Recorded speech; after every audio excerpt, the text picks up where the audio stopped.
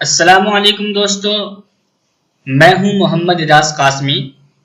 मेरे YouTube channel Ejaz computers पर आप सभी हजरात का खैर मकदम है। आज मैं फिर से हाजिर हुआ हूं इन पेज के 7वें सबक के साथ और आज मैं आपको बताने वाला हूं पिक्चर एडिटिंग रिबन बार के बारे में।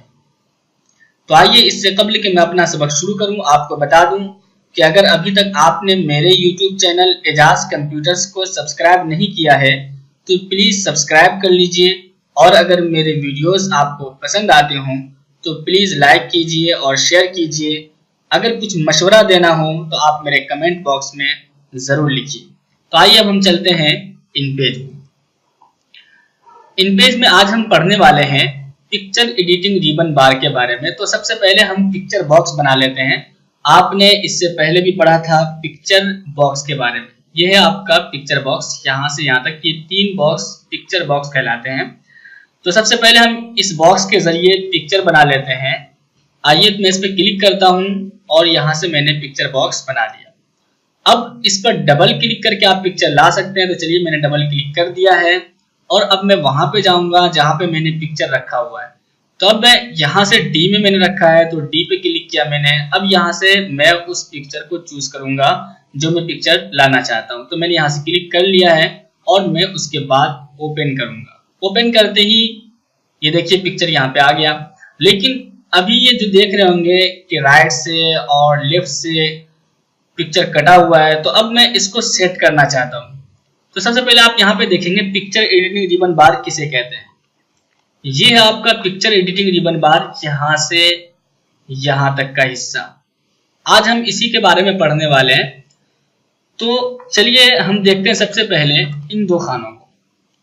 तो अब मैं आपको बता दूं कि इन दोनों खानों का बिल्कुल इस्तेमाल नहीं होता। वो इसलिए नहीं होता है कि इसमें आप नंबर दे करके पिक्चर को लेफ्ट राइट और टॉप बॉटम यानी ऊपर नीचे दाएं बाएं कर सकते हैं। तो ये आप खुद से माउस से पकड़ करके ऊपर नीचे कर लें।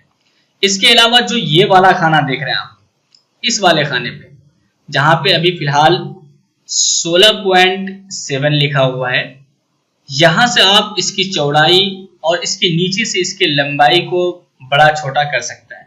तो अब याद रखिएगा जब भी आप पिक्चर लेकर आएंगे इसका एक्चुअल साइज यहाँ पे आता है। तो अगर आपको ऐसा महसूस हो रहा है कि मुझे इसमें कुछ बड़ा करना है यानी पिक्चर छोटा हो रहा हो, तो अब यहाँ से 16 पॉइंट कुछ है, फिलहाल मैं यहाँ पे 20 देने वाला हूँ नंबर, यानी कुछ इजाफा कर देते क्योंकि हमें बड़ा करना है। तो यहाँ से भी 20 कर दिया, तो इसकी चौड़ाई को मैंने बढ़ा दिया है। तो इसी वजह से हमें लंबाई भी बढ़ानी होगी ताकि एक तरफ से तस्वीर न खींचे। तो मैं नीचे भी 20 कर रहा हूँ। अब जैसे मैं 20 करूंगा तो ये जो आप देख रहे थे कि ये साइड से तस्वीर जो है इस तरह छूट के आ रही थी, अब इस तरह तस्वीर नहीं आएगी बल्कि आप इसको आप एडजस्ट कर सकते हैं। तो ये मैंने इसको एडजस्ट कर दिया है। इस तरह आप पिक्चर को एडजस्ट कर सकते हैं। इसके अलावा जो ये वाला खाना है फिलहाल जिसमें अभी 0 देख रहे हैं, इस वाले खाने के जरिए आप पिक्चर के कलर को हल्का कर सकते हैं और इसी के नीचे पिक्चर के कलर को डार्क कर सकते हैं। लेकिन यहाँ पे याद रखेंगे कि पिक्चर के कलर को डार्क करने की जरूरत नहीं पड़ती बिल्कुल भी, बल्कि सिर्फ और सिर्फ पिक्चर के कलर को हल्का करने की जरूरत पड़ती है। वो इसलिए पड़ती है ताकि हम अगर कुछ लिखें तो जो कुछ भी हम लिख रहे हैं उस तस्वीर के ऊपर वो बिल्कुल वाज़ेह और नुमायां हो जाए। तो आइए हम पिक्चर के कलर को हल्का कर देते हैं थोड़ा सा। यहाँ से मैं फिलहाल 60% हल्का कर रहा हूँ। तो अब देखिए बिल्कुल हल्का हो चुका है। अब आप इस पे बॉक्स बना करके कहीं पे भी कुछ भी लिख सकते हैं। फिलहाल मैं एक फाइल मैंने खोल रखी है, पीछे मैं उधर से कॉपी कर लेता हूँ ये, और मैंने यहाँ से यहाँ तक सिलेक्ट करके इसमें कॉपी और यहाँ से मैं उसी फाइल पे जाता हूँ और यहाँ से मैंने कर दिया पेस्ट। अब मैं इसका फॉन्ट साइज थोड़ा सा बड़ा कर देता हूँ, जैसे कि मैंने कर दिया यहाँ पे से 25 और बल्कि बहुत ज़्यादा हो गया तो मैं यहाँ से कर देता हूँ सिर्फ 20। ओके, और यहाँ से ये जस्टिफाई। अब अगर आप जैसे ही एरो टूल पे क्लिक करेंगे तो ये जो आपने इस पे टेक्स्ट लिख रखा है वो बिल्कुल साफ साफ दिखाई दे रहा है। अगर पिक्चर का रंग डार्क होगा, जैसे कि मैं करके दिखा देता हूँ, मैंने पिक्चर बॉक्स को सिलेक्ट कर लिया है और यहाँ से मैं इसको कर देता हूँ 0। अगर आप इसको डार्क रखेंगे तो अब ये देखिए आपका जो टेक्स्ट है वो जाहिर नहीं हो रहा है, इसलिए पिक्चर के कलर को आप हल्का कर दें। अगर आप इसी बॉक्स पे फिलहाल में चलिए मैं इसको कॉपी कर लेता हूँ कंट्रोल C से और मैं उस फाइल पे जाता हूँ अगर आपने किसी फाइल के ऊपर पिक्चर बॉक्स बनाया है और आप चाहते हैं, मैं फिलहाल उसी को कंट्रोल V से पेस्ट करके यहाँ पे रख लेता हूँ।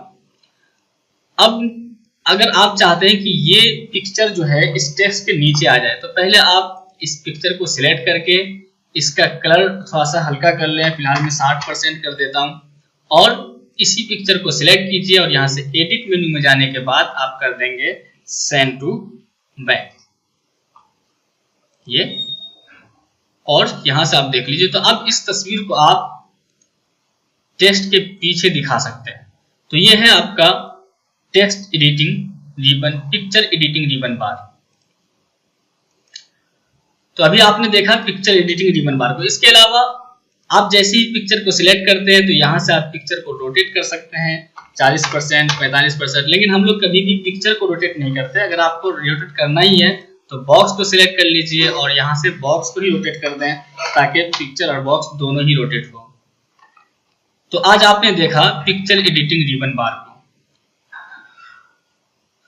तो दोस्तों, आप इसी तरह मेरे वीडियोस को देखते रहिए और इन पेज को अच्छे से समझते रहिए। मैं step by step, part by part आपको समझा रहा हूं और बहुत तरतीब से समझा रहा हूं।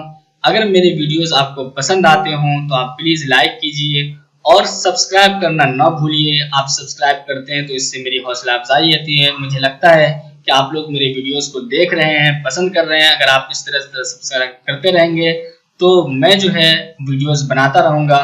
तो चलिए, मैं इसी के साथ आपसे अलविदा देता हूं। Thank you for watching.